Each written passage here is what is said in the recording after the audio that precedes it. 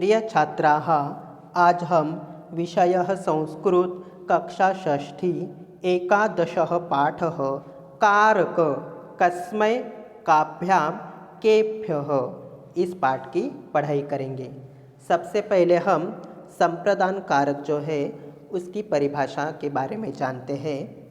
जिसके लिए कार्य किया जाता है उसमें संप्रदान कारक का प्रयोग होता है।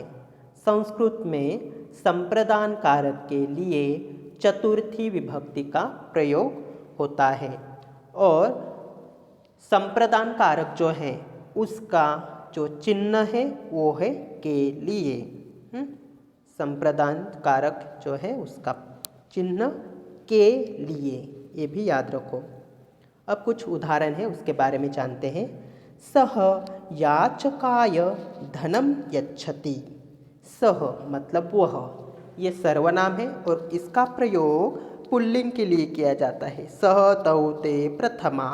सह मतलब वह, याचकाय याचक मतलब भिखारी को क्या धनम यच्छति। धनम मतलब धन या पैसा। दायच्छ मतलब देना। यच्छति ये लट लकार प्रथम पुरुष एक वचन का रूप है। वह भिखारी को धन देता है। अब देखो, जिसके लिए कार्य किया जाता है हमने देखा वहाँ पे क्या होता है, संप्रदान कारक। और संप्रदान मतलब किसी को अच्छी तरह से देना।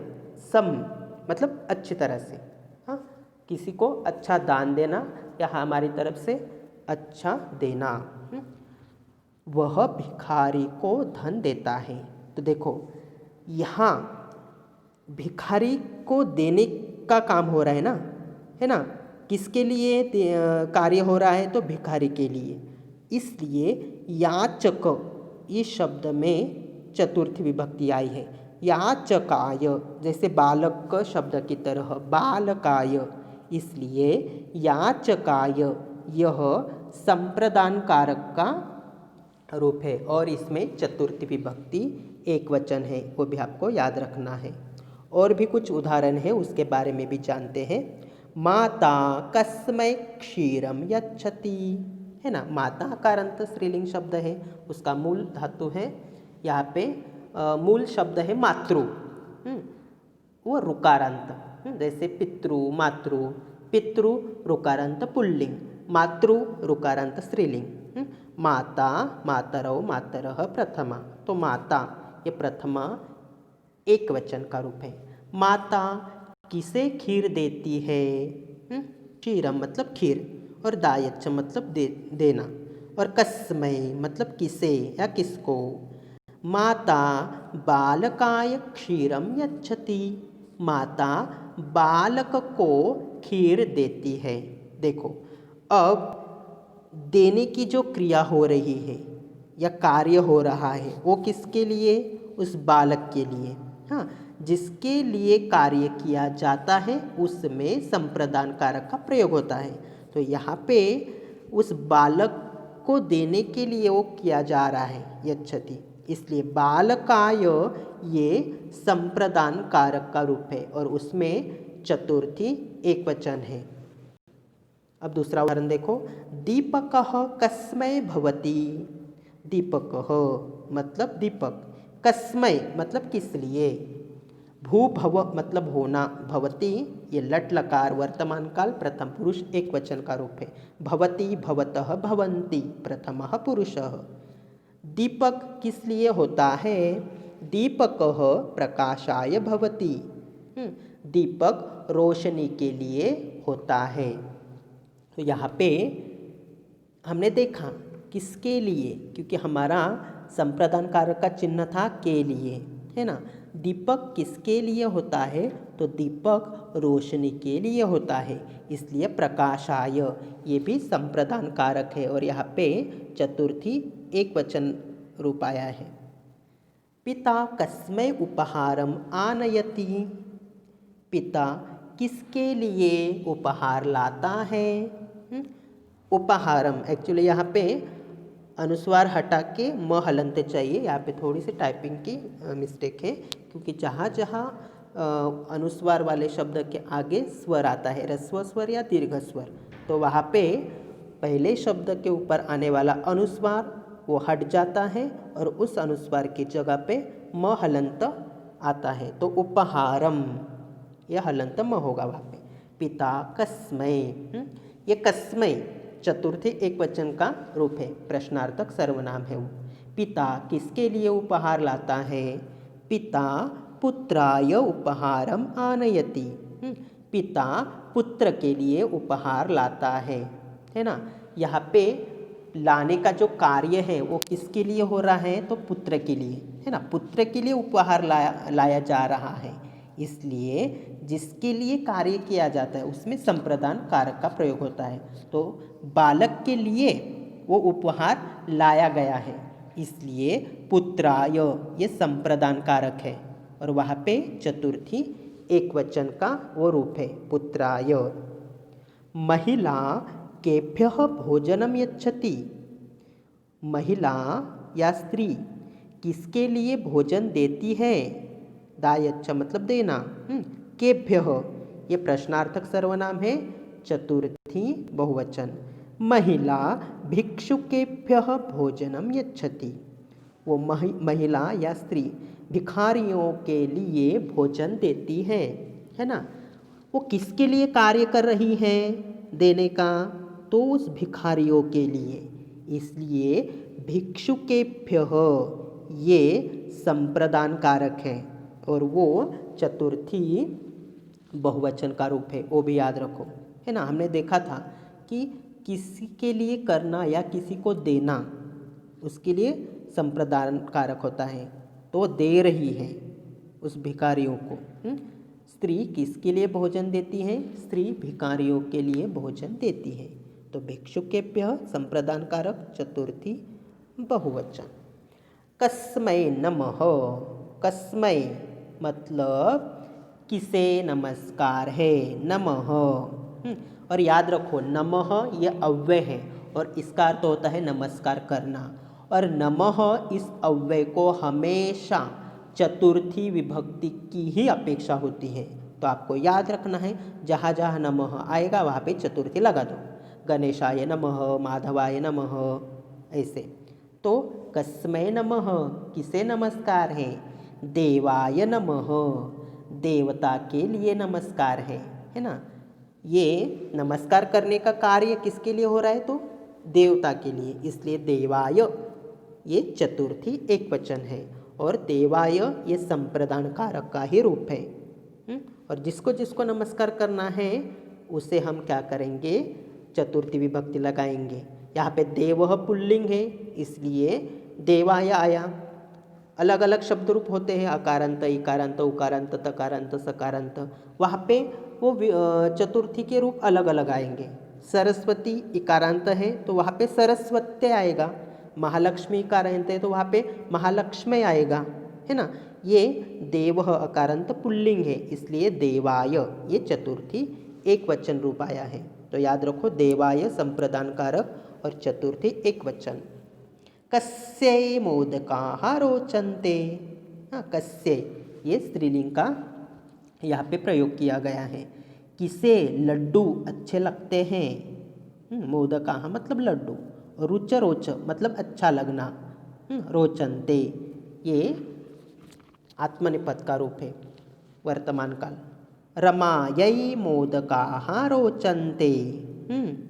रमा को लड्डू अच्छे लगते हैं। देखो रुच रोच इसमें मूल धातु है रुच रोच, और याद रखो ये जो रुच रोच है इसको भी हमेशा चतुर्थी विभक्ति की ही अपेक्षा होती है।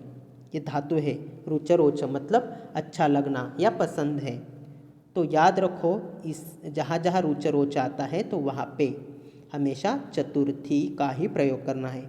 जिसको पसंद है, अब देखो किसको लड्डू पसंद है? तो रमा को, है ना। जिसको पसंद होते हैं उसकी ही चतुर्थी करनी है।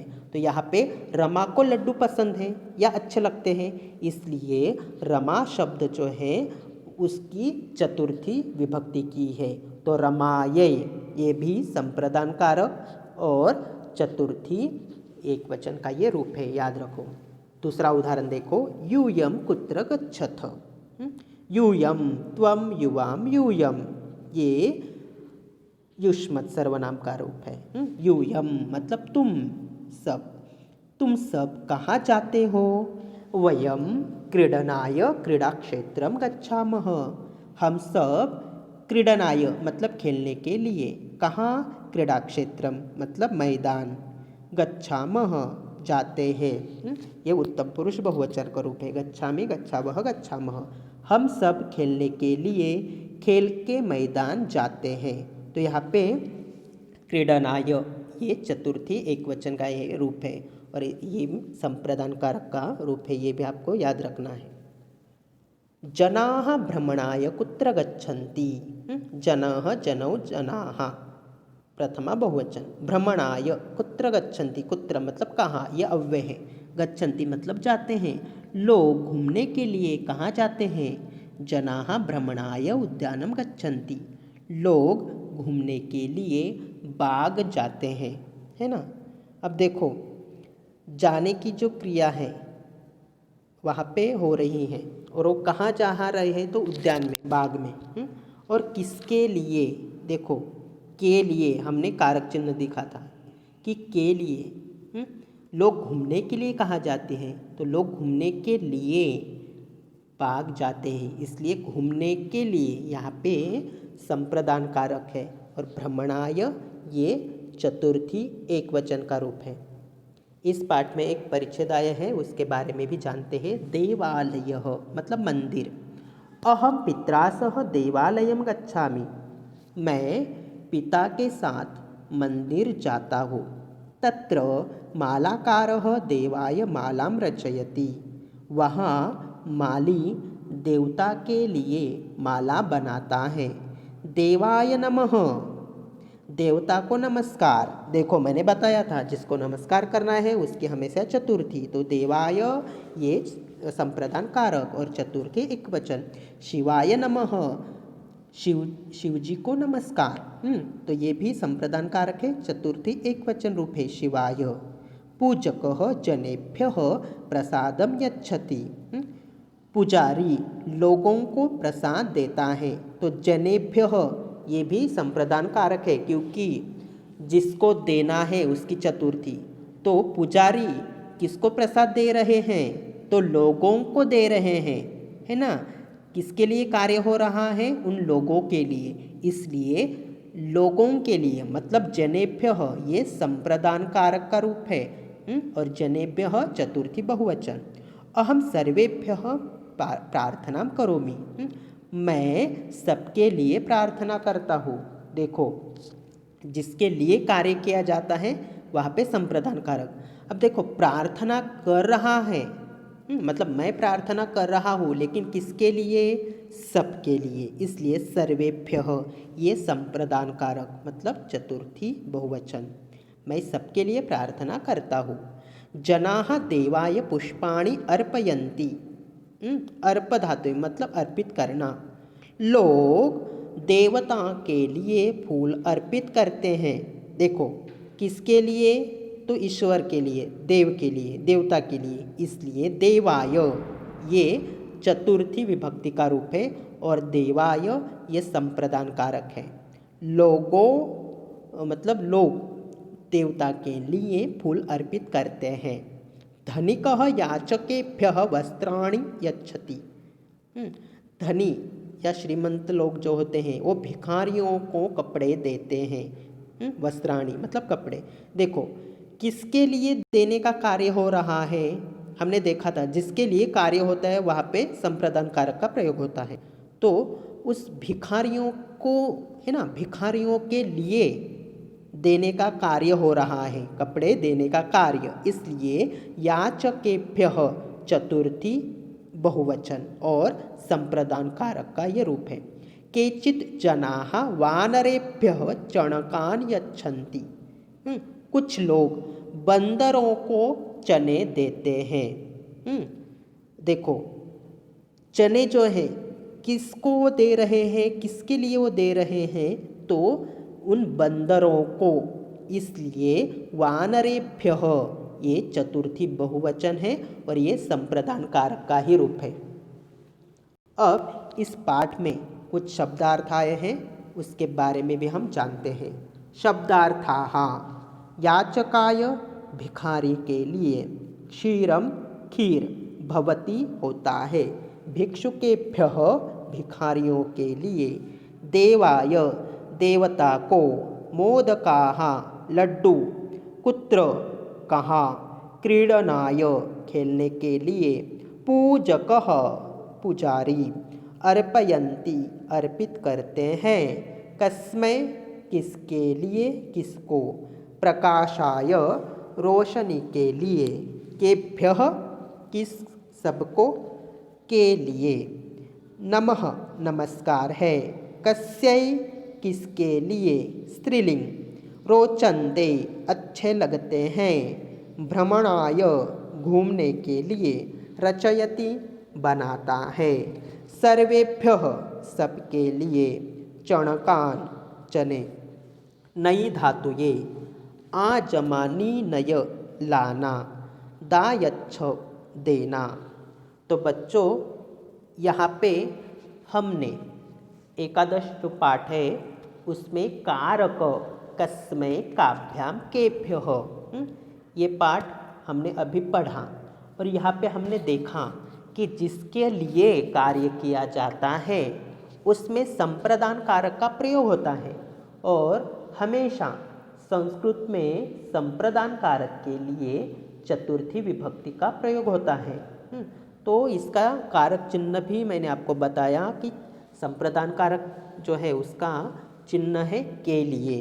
और यहाँ पे और हमने नमः ये एक अव्यय भी देखा कि नमः जहाँ जहाँ नमः आता है अव्यय वहाँ पे हमेशा चतुर्थी विभक्ति का ही प्रयोग किया जाता है। और रुचरोच ये भी धातु जहाँ पे होता है, रुचरोच धातु को भी हमेशा चतुर्थी विभक्ति की ही अपेक्षा होती है ना। तो यहाँ पे आपको याद रखना है कि चतुर्थी एक वचन, द्विवचन और बहुवचन कौन से भी रूप आ सकते हैं कारक संप्रदान में। जैसे वहाँ पे प्रश्न पूछा था कस्मै एक वचन में, काभ्याम द्विवचन और केभ्यः बहुवचन, तो उसका आंसर भी वैसे ही एक वचन, द्विवचन और बहुवचन में भी आ सकता है। तो इस तरह से हमने एकादशः पाठः कारक कस्मै काभ्याम केभ्यः इस पाठ की पढ़ाई की। धन्यवादः।